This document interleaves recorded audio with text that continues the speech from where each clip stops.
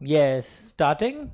चलिए, आज हम बहुत इंटरेस्टिंग डिस्कशन करने वाले हैं। We are going to revise few portions of share capital, and share capital as you all know is one of the most important chapters of your syllabus. तो जल्दी से अपने अपने किताबों में जहां पर भी आपके सेक्शन 43 से 55 का रेंज है वहां आ जाइए। Now before we go into this, ये 5 सेक्शन नंबर्स, आपको नंबर भी लर्न होने चाहिए, सभी पढ़ना है, पर ये नंबर के साथ याद रखना है कि 43 क्या था, 48 क्या था, 53, 54, 55, 52। Kindly note if you are watching. मैं शुरू करता हूं क्लास। सबसे पहले हम जैसे ही इक्विटी एंड प्रेफरेंस शेयर, ये दो काइंड ऑफ शेयर कैपिटल है, पर इक्विटी के अंदर एक ब्रेकअप है, equity capital with voting rights and equity capital with differential rights. तो क्या सर कंपनी ऐसे डिफरेंशियल राइट्स वाले शेयर्स इशू कर सकते हैं? अलाउड है as per the rules framed by central government. तो डिफरेंशियल राइट्स डिविडेंड को लेकर हो सकता है, वोटिंग को लेकर हो सकता है, और अदरवाइज भी हो सकता है। पर अभी तक जो डिफरेंशियल राइट्स एग्जाम में भी आते हैं जिन पर बहुत डिटेल्ड रूल्स है, that is differential voting rights. तो एक बच्चा पूछता है सर क्या प्रैक्टिकली ये संभव है? हमने तो कभी नहीं सुना। यस, संभव है, हुआ भी है, बहुत साल पहले से हो रही है। Gujarat NRE, Tata Motors, Pantaloons retail, इन्होंने 2006-7 में भी equity shares with differential voting rights issue किए थे। तो ये क्या रूल्स हैं हम मिलकर देखेंगे। Now before we go into that, preference share capital क्या होता है other than equity? But preference नाम क्यों पड़ गया? दो चीजों का प्रेफरेंस है। इनको डिविडेंड पहले मिलता है फिक्स रेट पर, और वाइंडिंग अप के समय इनको पहले इक्विटी के पहले पैसा मिलता है। That is why the name is preference. Now हम सीधा चलते हैं जो मेन इंपॉर्टेंट डिस्कशन है, that is equity shares with differential voting rights के 1 2 3 4 5 6 7 8, ये 8 कंडीशंस हमें ध्यान में रखने पड़ेंगे when we are talking about equity shares with differential voting rights. आपके एओए में ऑथराइजेशन होना चाहिए ऐसे इक्विटी शेयर्स इशू करने का। Next sir, ordinary resolution by postal ballot pass करना चाहिए अगर आप ऐसा इशू लेके आ रहे हैं।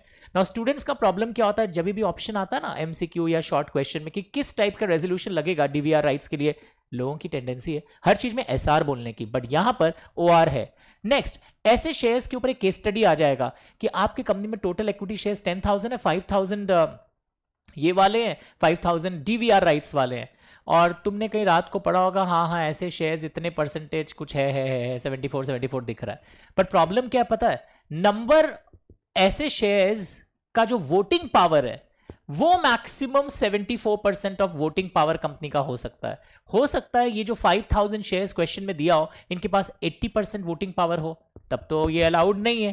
बोलते हैं डीवीआर राइट्स वाले शेयर्स आपके कॉम्पोजिशन में हो सकते हैं, but the shares DVR rights वाले जो शेयर्स हैं, द वोटिंग पावर पर रेस्ट्रिक्शन है, the voting power on such shares can B maximum 74% of the voting power. तो ये लैंग्वेज जरूर ध्यान से देखिएगा, हम जो बातें पढ़ रहे थे उनके वोटिंग पावर मैक्सिमम इतने हो सकते हैं, ये ध्यान रखना है। लास्ट 3 साल में आप जब ये लाना चाहते हो, लास्ट 3 साल में आपने annual accounts and annual return का फाइलिंग डिफॉल्ट ना किया हो, दोनों का आपने डिफॉल्ट ना किया हो। एनुअल रिटर्न MGT 7 होता है, हर साल within 60 days of AGM जमा होती है। Annual accounts within 30 days of AGM ROC को जमा होता है। सब ऑनलाइन फाइलिंग आजकल। Next, as on the date of coming out with the issue, company के ये डिफॉल्ट्स दिख रहा है आपको, DRI, ये वाले डिफॉल्ट्स कंपनी के आज के दिन कंटिन्यू ना हो रहे हो। ओके, फिर नेक्स्ट पॉइंट, लास्ट 5 सालों में कंपनी ने प्रेफरेंस शेयर्स का डिविडेंड देने में डिफॉल्ट ना किया हो, लोन टू बैंक्स इंस्टीट्यूशंस ना किया हो default, and statutory dues of employees या IPF में पैसा ट्रांसफर करने में डिले नहीं किया हो। नहीं सर किया था 3 साल पहले, रेक्टिफाई कर दिया, तो भी नहीं ला सकते। बोलते हैं रेक्टिफाई किए हुए 5 साल बीत जाने चाहिए from the end of the financial year in which default was rectified. एक बार इतना गंदा क्वेश्चन आया पता है सीए के MCQ में, from the date of default 5 years over होना चाहिए, या from the beginning of that year, from the end of the financial year in which default was rectified. सब डेट ऑफ डिफॉल्ट को टिक करके आ गए, बाद में घर आके पता चला it is 5 years from the end of the financial year in which the default was rectified. समझ में आ रहा है? पिछले 3 सालों में आपके ऊपर इन लोगों के द्वारा कोई ऑर्डर पेनल्टी का ना लगा हो, RBI, SEBI, FEMA, NCLT, फिर कंपनी अपने एग्जिस्टिंग इक्विटी शेयर्स को DVR या वाइसी वर्सा में कन्वर्ट नहीं कर सकता है। नाउ वी से equity shares with differential voting rights, बाकी इनके सारे राइट सेम रहेंगे, बोनस राइट इशू ये सब में भेदभाव नहीं होगा, और जब भी आप ऐसा इशू लेके आते हो डिस्क्लोजर इन बोर्ड्स रिपोर्ट देना पड़ेगा। तो यहां का की टेक अवे क्या था डीवीआर राइट्स वाले रिवीजन में, कि ऐसे शेयर्स, कई लोग बोलते हैं such shares can be 74% of the total number of shares, no, such shares का जो वोटिंग राइट्स है उन पर रेस्ट्रिक्शन है maximum 74%, will you remember the language. और लास्ट 3 इयर्स में कौन से डिफॉल्ट ना हुए हो, as on date DDD mature deposits का repayment, redemption of preference shares debentures, dividend declare करके पे नहीं करने वाला, आई ये वाला डिफॉल्ट्स आपके एज ऑन डेट ना चल रहे हो, लास्ट 5 सालों में ये वाले डिफॉल्ट ना हुए हो, और हुए हो तो भी रेक्टिफाई हुए हुए 5 साल from the end of the financial year हो गया हो, लास्ट 3 सालों में इन्होंने कोई पेनल्टी वेनल्टी ना लगाया हो, और ये सब है। तो did you understand 8 conditions? You can get a direct question, you can get short question और MCQ ऑन दिस। ये सब सिंपल है कि शेयर्स ये मूवेबल प्रॉपर्टी ट्रीट किए जाते हैं, फिजिकल शेयर्स में नंबरिंग होती थी, डीमैट में कोई डिस्टिंक्टिव नंबर्स शेयर्स का नहीं होता है, all the shares are identical. इन्हीं क्लासेस में हमने पढ़ा था कि जो शेयर सर्टिफिकेट होता है आप कॉमन सील के अंदर भी दे सकते हैं, इट्स ऑप्शनल, या आप 2 डायरेक्टर्स के द्वारा साइन करवाइए, या एक और ऑप्शन दिया है 1 डायरेक्टर प्लस 1 CS। तो ये शेयर सर्टिफिकेट के बारे में। डुप्लीकेट शेयर सर्टिफिकेट अगर आपका फट गया हो, खो गया हो, तो कैसे इशू होगा, उसके ऊपर भी एक थ्योरी यहां पर दी गई थी कि what is the procedure of issue of duplicate share certificate. आपसे फीस लिया जाता है, एक BR&BM पास होता है, पुराना वाला फटा हुआ है तो सरेंडर करिए, अब खो गया तो आप कहां से लाओगे, और एक इंडेमनिटी बॉन्ड एग्जीक्यूट करना पड़ता है कि आपसे हम डुप्लीकेट ले रहे हैं, आपको कोई लॉस नहीं होगा, मैं आपको ये आश्वस्त करता हूं। उसको लेकर भी एक पुराना क्वेश्चन था, I don't personally feel so important. And याद रखिएगा शेयर सर्टिफिकेट एक प्राइमा फेसी एविडेंस है ऑफ ओनरशिप। कई बार भूल से किसी का नाम शेयर सर्टिफिकेट पे आ जाता है तो वो बल्ले बल्ले नहीं कर सकता है, बाद में भी उसे रेक्टिफाई किया जा सकता है। तो ये सारी चीजें हमने पढ़ ली थी। एंड शेयर सर्टिफिकेट के बारे में कुछ और बातें, will see it just a second, या ओके। नाउ 47 भी याद करना है, 43 में DVR राइट्स आया था, 47 क्या है, वोटिंग राइट्स पर रेस्ट्रिक्शन क्या है। Preference shares normally voting rights नहीं कर सकता है, वही तभी कर सकते हैं जब कोई मैटर डायरेक्टली अफेक्ट करता है उनके राइट्स को, like winding up in capital reduction. And sometimes जब वो हर मैटर पे वोट कर सकते हैं। सर ये कब होता है, जब उनका 2 साल का कोई डिविडेंड, या बैक, जब उनका 2 साल का डिविडेंड पे ना किया गया हो तभी भी उनके वोटिंग राइट्स सारे मैटर्स पे आ जाते हैं। हाँ, प्राइवेट कंपनी ये जो voting rights on all matters जो प्रेफरेंस शेयर्स का आता है, ये क्लॉज हटा भी सकता है अपने आर्टिकल्स के थ्रू। इक्विटी शेयर्स पोल पर वोट कर सकते हैं, आपको पता ही होगा, जितनी शेयर होल्डिंग उतनी vote.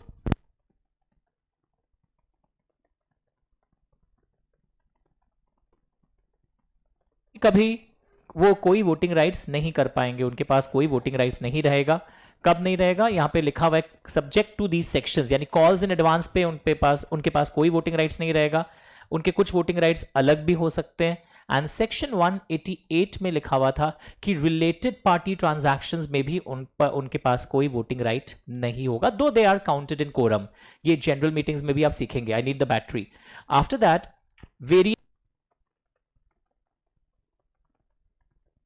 we'll change the battery soon.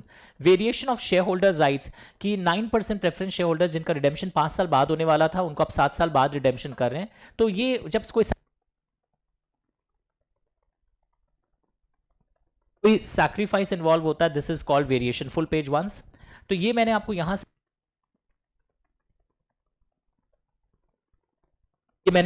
से पढ़ने बोला था कि वेरिएशन करने के पहले 1 और 2 चेक करिए और क्या रेजोल्यूशन पास करना है। Start reading.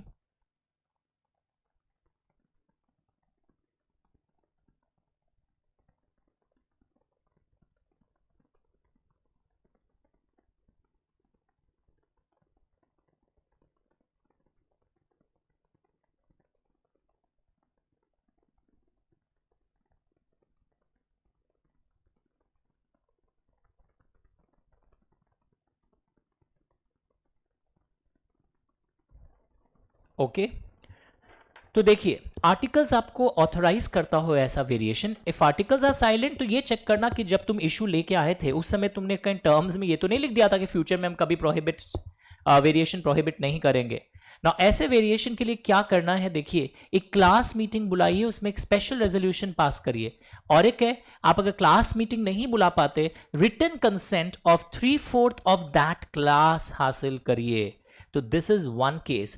एंड ये भी यहां पे लिखा हुआ है कि जो डिसेंटिंग माइनॉरिटी है दे आर, अगर एटलीस्ट यानी जो लोग हाँ नहीं बोले थे, अगर 10% ऑफ दैट क्लास है, प्लीज रिमेंबर मैं इतना स्टाइल से क्यों बोल रहा हूं, बार बार स्टाइल से क्यों बोल रहा हूं, ये क्लास मीटिंग, उसी क्लास के 10% लोग जो हाँ नहीं बोले थे वो एनसीएलटी को 21 दिन के अंदर अप्लाई कर सकते हैं वेरिएशन कैंसिल करने के लिए। एंड अगर एनसीएलटी भी कन्विंस्ड हो जाए तो वेरिएशन कैंसिल होगा।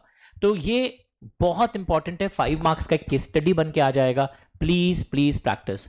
After that calls uniform basis पर हम कॉल मनी मंगवाएंगे, ये क्लियरली यहां पर लिख दिया गया है कि कॉल मनी यूनिफॉर्मली मंगवाया जाएगा। After that we have seen कि बोर्ड रेजोल्यूशन बोर्ड मीटिंग में यूजुअली पास किया जाता है कॉल मनी के लिए, 14 डेज का टाइम दिया जाता है।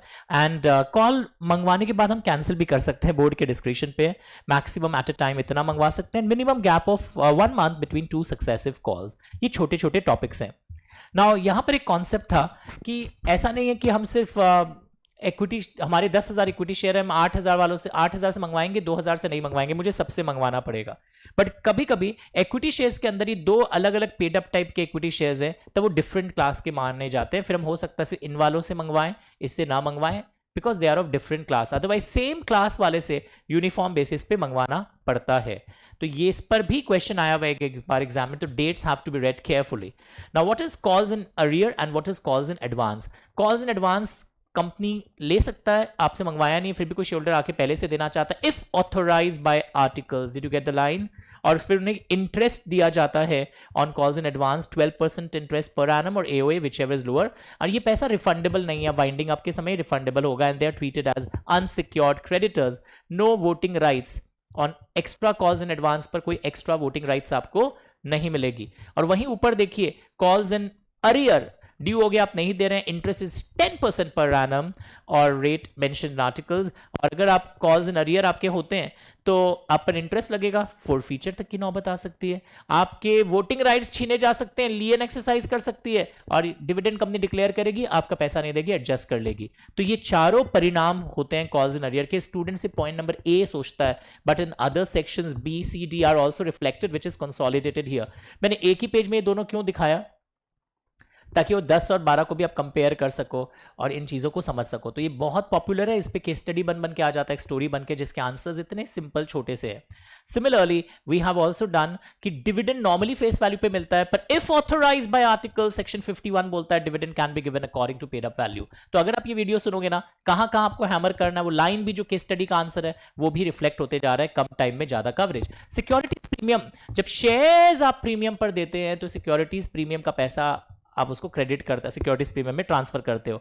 एंड ये सिर्फ 5 पर्पसेस के लिए यूज हो सकता है, जिसमें 2 बी है, मतलब बाईबैक ऑफ इक्विटी के लिए, फुल्ली पेड बोनस शेयर्स के लिए। 2 डब्ल्यू है, writing of expenses on issue of shares, writing of preliminary expenses of the company, writing of commission on issue of shares, and ऊपर से यहां पे एक W था, B था, एक P है, premium payable on redemption of preference shares and debentures में भी ये यूज हो सकता है। W² B² P, 5 पर्पसेस के लिए सिक्योरिटीज प्रीमियम हो सकता है। वेरी फेमस क्वेश्चन, ऑडिट तक के पेपर में ये सारे शेयर कैपिटल के टॉपिक्स पूछ लेते हैं। उसके अलावा अगर कंपनी इंडेस कंप्लायंट है तो B के दोनों पॉइंट्स के लिए तो यूज होता ही है, that is buyback of equity and fully paid bonus shares, and writing of commission और discount on issue of equity shares के लिए भी इशू हो सकता है। इसी क्लास में हमने पढ़ा था कि शेयर्स आजकल डिस्काउंट पर इशू नहीं हो सकता। एक्सेप्शन नंबर 1 है स्वेट इक्विटी शेयर्स डिस्काउंट पर इशू हो सकते हैं। एक्सेप्शन नंबर 2, जब क्रेडिटर्स को हम डिस्काउंट पर देते हैं under the resolution plan under the IBC code, that is also allowed, otherwise it is void अगर ऐसे अलॉटमेंट्स होते हैं। और क्या आपके ऊपर पेनल्टी लगता है अगर डिस्काउंट पर इशू होता है, that is written. Now sweat equity shares क्या होता है, यहां डेफिनेशन दिया हुआ था, इशूड टू डायरेक्टर्स और एम्प्लॉइज एट डिस्काउंट और पूरा फ्री। क्यों? क्योंकि वो इंटेलेक्चुअल प्रॉपर्टी राइट्स प्रोवाइड करवा रहे हैं या any other value addition it is being done. तो स्वेट इक्विटी शेयर के लिए सबसे पहला कंडीशन, ये of a class already issued होना चाहिए। एसआर इन जीएम, सर आप ओआर बोला था ना, OR was for DVR, this is SR का केस। आपके रेजोल्यूशन में भी पूरा डिटेल्स, 4 डिटेल्स चाहिए, नंबर ऑफ शेयर्स, किसको दे रहे हो, क्या कंसिडरेशन था, करंट मार्केट प्राइस क्या है, and this is of a class already issued 1 2 3। अब इसमें जो नेक्स्ट पॉइंट्स आने वाला है, ये जो एसआर पास हुआ है this is valid for 12 months. तो ये चारों पॉइंट्स पहले दिखे, एंड 5वां नंबर से भी लिस्टेड कंपनी के कुछ और रेगुलेशंस होंगे वो भी कंप्लाई करेंगे। 6वां number in a year maximum ये हम कितना ला सकते हैं, एंड कभी भी किसी पॉइंट पर इसके ऊपर ना जाए। एंड इस टाइप के शेयर जब मैं एम्प्लॉयज और डायरेक्टर्स को उनके योगदान के लिए दिमाग से जो कुछ कंपनी के लिए कर रहे हैं जब उनको देता हूं ना, तो इस टाइप के इक्विटी शेयर्स जब मैं उनको देता हूं तो याद रखिएगा कि लॉक इन पीरियड मैक्सिमम क्या है। ओके, कि lock in period is maximum 3 years from the date of allotment. 3 साल तक आप किसी को बेच नहीं सकते। एंड इस पे बहुत क्वेश्चंस आते हैं कि मैक्सिमम ऐसे shares in a year 15% of existing paid up equity capital और paid up value of shares 5 lakh, whichever is higher, यहां तक दे सकते हो आप। एंड किसी भी टाइम आपके पेड अप इक्विटी कैपिटल का एट एनी टाइम ये 25% कॉम्पोजिशन के ऊपर ना जाए। बट स्टार्टअप कंपनीज के केस में आप किसी टाइम पर ये up to 50% of paid up share capital है वहां लिखा हुआ। ऊपर वाले में पेड अप इक्विटी था, स्टार्टअप कंपनी के लिए language paid up share capital for 10 years, वो अप टू 50% भी जा सकता है of the paid up capital, और ऊपर वालों के लिए इक्विटी था। Did you get this everyone? इसी क्लास में हमने पढ़ा था कि प्रेफरेंस शेयर्स का इशू करने के समय आर्टिकल्स में ऑथराइजेशन होना चाहिए, रिडेम्पशन में ऑथराइजेशन इज नॉट रिक्वायर्ड। आप जो प्रेफरेंस शेयर्स इशू करते हो मैक्सिमम इनका रिडेम्पशन टाइम 20 years है, पर कभी कभी 30 years वाले प्रेफरेंस शेयर्स 24, 25 वाले भी हो सकते हैं अगर कंपनीज इंफ्रास्ट्रक्चर प्रोजेक्ट्स में है। पर वहां एक शर्त है, from 21st year option will be given for redemption 10% every year. Sources क्या है? फ्री रिजर्व्स या कोई भी टाइप का शेयर इशू लाके पैसा इकट्ठा होगा उससे आप रिडेम्पशन कर सकते हैं। बट रिडेम्पशन अगर आप प्रॉफिट से कर रहे हो जो which is available for dividend, तो वहां पर आप सीआरआर में फेस वैल्यू ऑफ रिडेम्पशन को ट्रांसफर करोगे। Now this is very interesting, very very important. Exam में आएगा, company is not in a position to redeem, मतलब हमारे पास फ्री रिजर्व्स भी नहीं है और नया इशू भी नहीं ला पा रहे हैं, पैसा इकट्ठा नहीं हो रहा है रिडेम्पशन के लिए।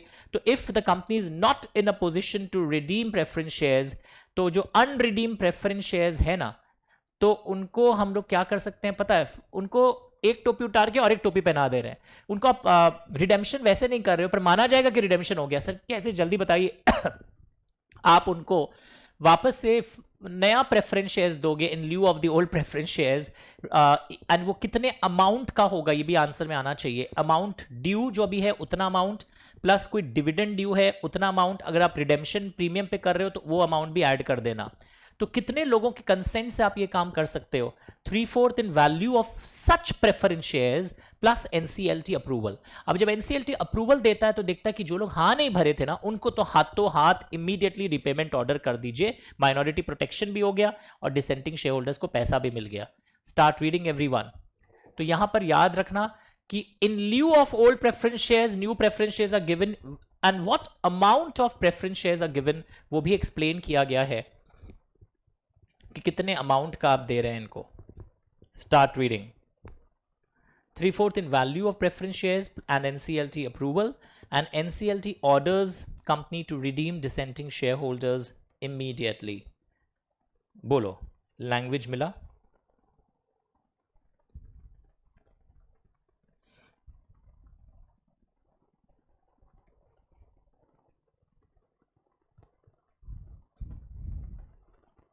Very very very important. इस पे मैंने केस स्टडी भी करवाया था, वापस से यहाँ पे भी लिखा था, नज़र डालिए और अभी इसको रीड करिए फिर से।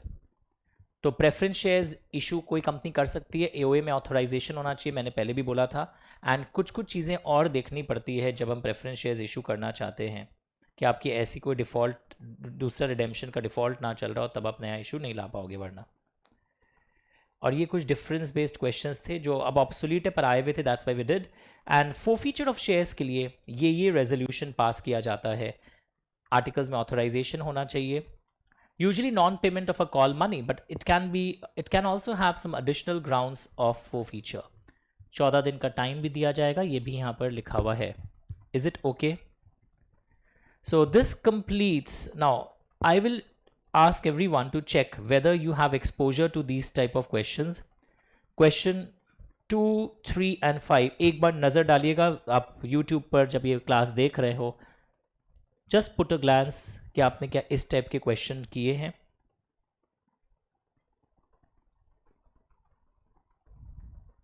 मतलब ये पास्ट एग्जाम क्वेश्चन है, you find it everywhere. Question 6 पर भी नज़र डालिएगा। 6 इज़ अ गुड वन, ये शायद आपने नहीं देखा होगा। तो एक बार स्क्रीनशॉट लेके क्वेश्चन को रीड करिएगा, आंसर भी आ ही गया होगा। मैं एज्यूम कर रहा हूं आप स्क्रीनशॉट ले लिए, वरना पॉज करके स्क्रीनशॉट ले लीजिएगा.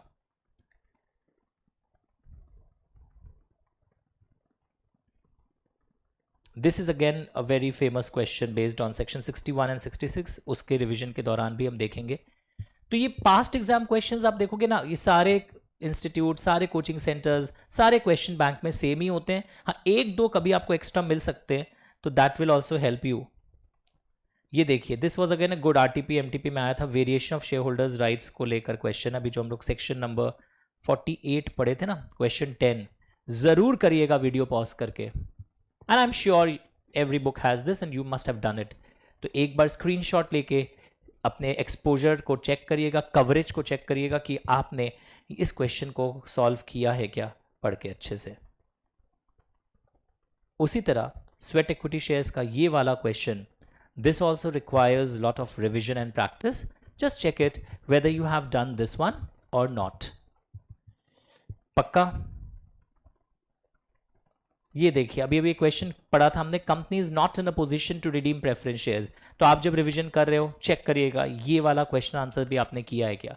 और जिनकी इंग्लिश वीक होती है, जो क्वेश्चन मैं बोल रहा हूं वो तो बिल्कुल भी मिस नहीं होना चाहिए. जब आपके पास अगर मेरी किताब है तो भी आपने किया होगा, या question bank MTP RTP circulate होते रहते हैं टेलीग्राम में, सब में ये क्वेश्चन है. अभी पढ़ा था हमने, तो इसी को बस बड़ा, उसी टॉपिक को कैसे बड़ा करके क्वेश्चन आता है एक बार नजर मार लीजिएगा. ये स्वेट इक्विटी का एक बड़ा साइज का क्वेश्चन, दिखने में बड़ा लग रहा है, पर एक कहावत सुना है ना, खोदा पहाड़ और कुछ खास नहीं निकला. It's like that. लग रहा होगा बैलेंस शीट एक्सट्रैक्ट और देख के क्या हो रहा है, कुछ नहीं है, सिंपल चीज है. स्टार्टअप को प्रिविलेज होती है ना, up to 50% of paid up share capital तक उनके यहाँ पर स्वेट इक्विटी हो सकता है, उससे लेकर यहाँ पर कॉन्सेप्ट है. तो मस्ट डू दीज क्वेश्चंस, तब क्या एग्जाम में सोचना नहीं पड़ेगा ज़्यादा आपको. एक बार मैं ये वाला आपके संग कर ही लेता हूँ, कई लोग की रिक्वेस्ट आ रही थी. Just a second. सेक्शन 48 वाला एक क्वेश्चन है. हाँ, ये देखिए, MNO limited has the following equity share capital. इसके पास ये वाला इक्विटी शेयर है और इसके पास ये वाला भी है. इसमें वोटिंग राइट ऐसा है. At the time of issue the company had fulfil all the conditions related to the issue of equity share capital, यानी DVR के वो जो 8 कंडीशंस देखा होगा. Now company wants to varying the voting rights of class 2. यहां पर variation चाह रहा है, वेरिएशन इज प्रपोज्ड और 1 voting right for every 5 shares. अब उनको 10 शेयर्स के लिए 1 करवाना चाह रहा है. मेमोरेंडम एंड आर्टिकल्स ने उन्हें पावर दिया है. वन ऑफ द पॉइंट्स था ना कि आपका आर्टिकल्स ऑथोराइज करता हो.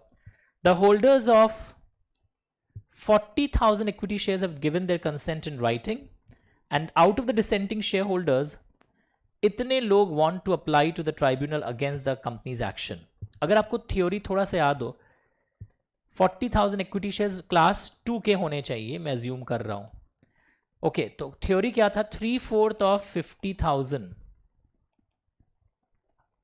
हमारे को कंसेंट करे, या SR at the separate class meeting, दोनों में से कुछ भी.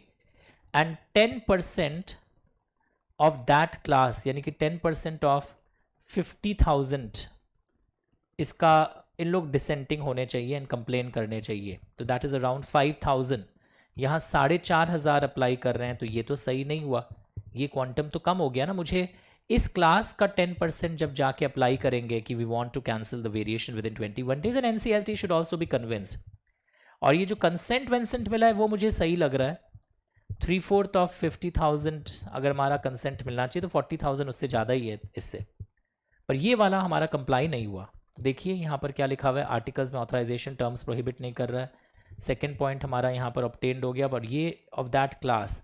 तो ये सीधा सोल्यूशन पे आओ. केस 1 यहाँ पर देखो, और केस क्लास 2 से क्लास 1 का कोई राइट अफेक्ट नहीं होना चाहिए, ये भी हमें देखना पड़ता है. इन लोग अप्लाई नहीं कर सकते, ये 4,500 कैन नॉट अप्लाई. पॉइंट 1 ठीक है, पर ये अप्लाई क्यों नहीं कर सकते टू कैंसिल? बिकॉज कैंसिलेशन कितने की तरफ से आना चाहिए, 10% of that class, issued share holders of that class.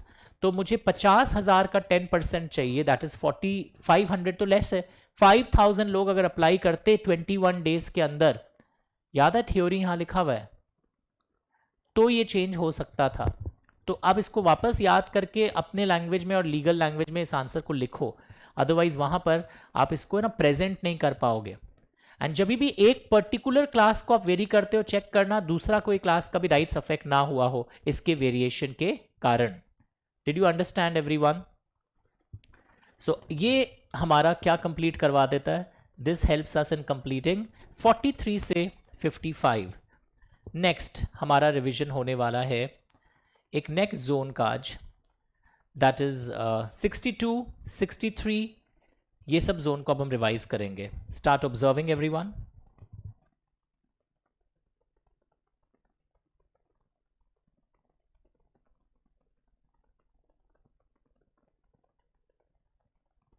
Section 62 में there is something called pre emptive rights की कंपनी जब भी सब्सक्राइब कैपिटल बढ़ाता है, फर्दर इशू लाता है, offer must be first made to existing equity share holders. उनके घरों में लेटर ऑफ ऑफर जाएगा, उन्हें मौका दिया जाएगा आप ले लीजिए या रिनाउंस कर दीजिए। ऑफर पीरियड जो होता है that is minimum 7 days, maximum 30 days।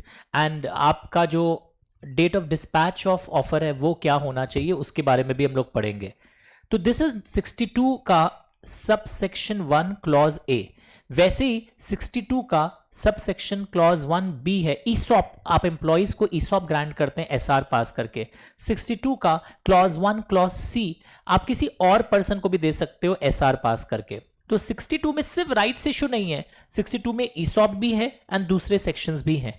उसी तरह आप देखोगे बोनस शेयर्स आप जब देना चाहते हो, ये fully paid up bonus shares आप देते हो, फ्री ऑफ कॉस्ट होता है। Right issue free of cost नहीं है, वो खरीदते हैं आपका right issue. And before coming out with bonus issue all existing shares must be fully paid up. फिर यहाँ पे सोर्सेज है कि कौन सा रिजर्व यूज कर सकते हैं, कौन सा नहीं कर सकते, कौन से 2 केसेस है जहां आप दे ही नहीं सकते, आर्टिकल्स ऑथोराइज करेगा। एंड याद रखना बोर्ड ऑफ डायरेक्टर्स पहले रेकमेंड करेगा, फिर OR इन जनरल मीटिंग पास होगी बोनस इशू के लिए। आइए और पॉइंट्स भी देखेंगे, पर ब्रॉडली आपने पहले सुना how the things are working. ये फ्री ऑफ कॉस्ट है, यहाँ पैसा देके हो रहा है, और इसमें 1A 1B 1C। नाउ इसी के अंदर we have something called exceptions also, वो भी देख लेंगे। Now 62 1A existing equity share holders को दे रहे हैं लेटर ऑफ ऑफर कब पहुंच जाना चाहिए, ओपनिंग के 3 दिन पहले, 7-30, पहले 15-30 था।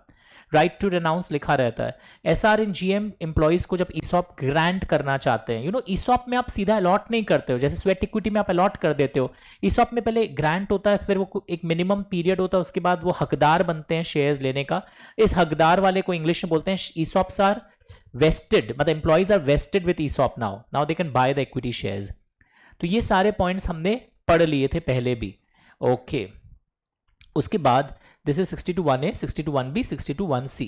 नाउ इसी चैप्टर में एक था हमारा एक्सेप्शन, दैट इज 62 के अंदर ही हमारे और 2 एक्सेप्शन है। Normally what we are hearing कि एग्जिस्टिंग इक्विटी शेयर होल्डर्स को मिल रहा है, पर कई बार जब कन्वर्टिबल डिबेंचर होल्डर्स के हाथों में इक्विटी आता है तो आपको लगता है ये तो डिबेंचर होल्डर थे, इनके हाथों में कैसे आ गया। यार बच्चा जानता है कन्वर्टिबल डिबेंचर का मतलब कि एक दिन वो कन्वर्ट होंगे, और जब हम इशू लाए थे ना कन्वर्टिबल डिबेंचर का, तब हम SR इन GM पास कर चुके थे, और अब हम इशू ला रहे हैं तो कोई प्रॉब्लम नहीं है। उसी तरह जब गवर्नमेंट से हम कोई डिबेंचर, गवर्नमेंट अगर हमारा डिबेंचर्स लेता है या गवर्नमेंट हमको लोन देता है, तो उस लोन में क्लॉज में लिखा रहता है कन्वर्जन का, या गवर्नमेंट का कई बार ऑर्डर आ जाता है कन्वर्ट करो इस लोन को इक्विटी में, तो फिर वो कन्वर्जन होगा एंड गवर्नमेंट के हाथों में इक्विटी आ जाता है, चाहे वो एग्जिस्टिंग शेयर होल्डर नहीं था तो भी।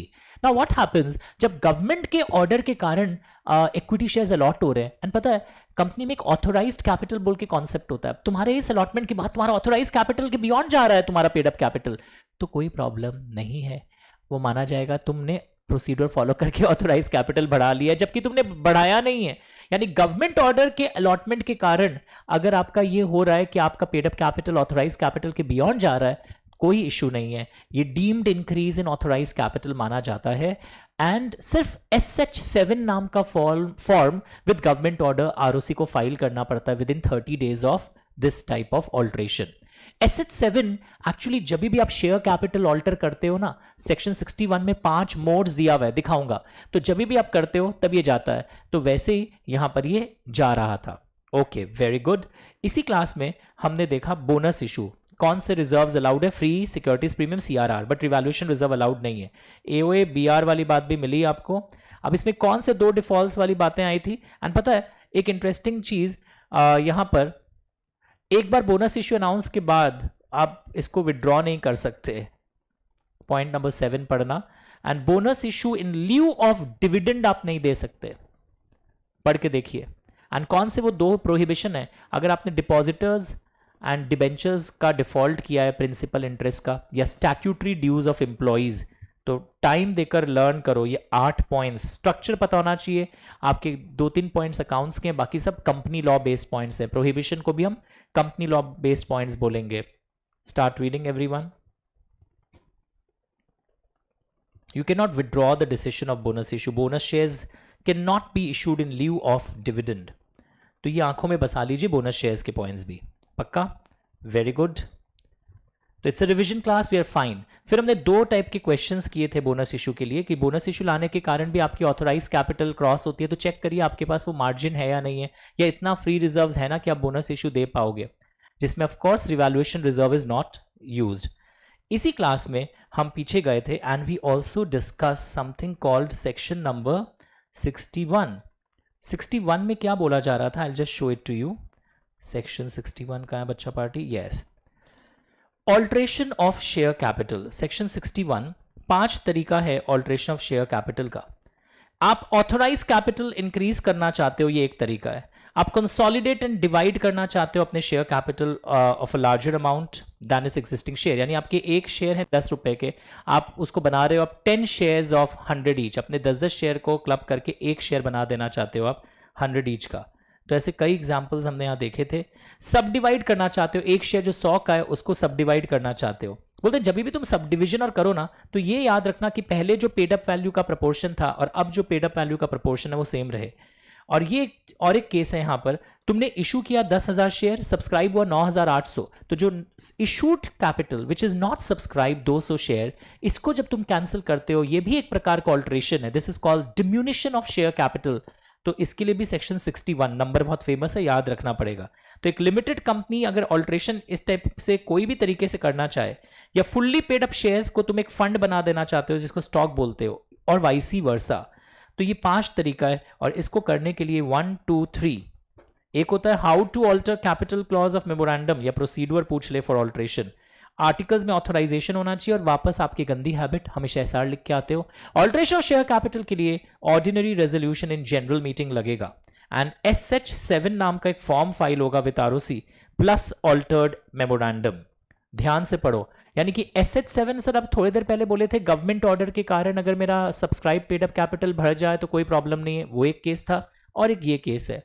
सो मैं फुल पेज कर रहा हूं, read this area, how to alter the capital clause of memorandum, what is the procedure of alteration of share capital। नजर डालिए, मैं वेट कर रहा हूं। और इसी में आपको एक चीज और दिखाता हूं, SH7 और क्या क्या पर्पसेस के लिए जाता है ये भी आपका देखा हुआ होना चाहिए। For what purposes your SH7 is filed। Redemption of preference shares के लिए भी जाता है। Look here बच्चा पार्टी,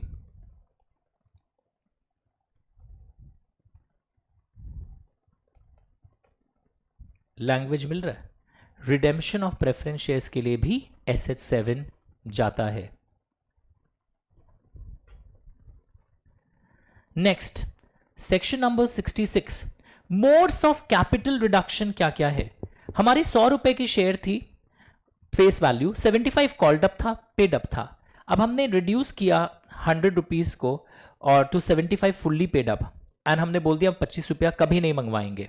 ओके, फेस वैल्यू भी रिड्यूस कर दिया। तो this is reducing the liability of members in respect of uncalled capital. हमने बुलाया ही नहीं था 25 रुपया, और अब हम बोल रहे हैं कभी बुलाएंगे भी नहीं, एंड फेस वैल्यू को भी रिड्यूस कर दिया। और एक केस नंबर 2, 100 का शेयर है, 100 आ भी चुका है, पर हम ओवर कैपिटलाइज्ड कंपनी है, हम 25 रिटर्न करना चाह रहे हैं एंड उसको 75 बना दे रहे हैं। This is returning excess paid up capital. कई बार कंपनी का अंदर ही अंदर लॉस हो रहा है, मार्केट वैल्यू इरोड हो चुका है, then also you cancel the paid up capital which is unavailable by represented assets। and fourth number एक बहुत open ended point है, उसको जरूर ध्यान रखना, लोग वरना रट के जाते हैं capital can be reduced in 3 ways 1 2 3। पर आप देखो कैपिटल रिडक्शन और भी तरीकों से हो सकता है, कोर्ट ने कंपनी लॉ में अनुमति है, लोग इसको ध्यान से नहीं पढ़ते हैं। ये 3 तो तरीका एक्सप्रेसली लिखा था, इसके अलावा और भी तरीका कैपिटल रिडक्शन का हो सकता है. Is it fine everyone, all 3 points? Now इसके अलावा व्हाट एल्स? याद रखिएगा कैपिटल रिडक्शन एंड डिम्यूनिशन का डिफरेंस आ सकता है एग्जाम में, वो 61 था. एक्चुअली डिम्यूनिशन एंड कैपिटल रिडक्शन दोनों में क्या चीज हो रहा है पता है? डिमिनिशन में भी आपको लग रहा है कैपिटल रिड्यूस हो रहा है, पर वहां पे issued capital not subscribe reduce हुआ था. यहां पेड अप कैपिटल का इन्वॉल्वमेंट है, वहां एओए में ऑथराइजेशन जरूरी थी. यहां ऐसा कुछ नहीं है. यहां रिडक्शन में एसआर इन जीएम से काम होता है, वहां ओआर से. पर यहां पर एक एक्स्ट्रा काम है, एनसीएलटी का कंफर्मेशन भी चाहिए. एंड ये प्रोसीड्यूर जो है ना रिडक्शन ऑफ कैपिटल का, this is very important, case study में आ सकता है. ये फॉर्म नंबर्स नॉट इंपॉर्टेंट है, मतलब not important to learn, but point number 1, 2 and point number 5, 6, 7 ये भूलना मत. एंड सबसे इंपॉर्टेंट पता है क्या है? कैपिटल रिडक्शन करने के पहले ये चीज चेक कर लेना. क्या चीज चेक कर लेना? दिखाता हूं. कैपिटल रिडक्शन जब भी आप करने का सोच रहे हो, कंपनी का डिपॉजिटर्स का कोई भी प्रिंसिपल या इंटरेस्ट का पेमेंट बाकी ना हो. अगर कंपनी डिपॉजिटर्स को पैसा ना ही चुकाई है अभी तक, तो कंपनी कैपिटल रिडक्शन कर ही नहीं सकती. Start reading it everyone. If the company has not basically repaid, तो आप ये कैपिटल रिडक्शन किसी भी कीमत पर कर ही नहीं सकते. ध्यान से देख लीजिए.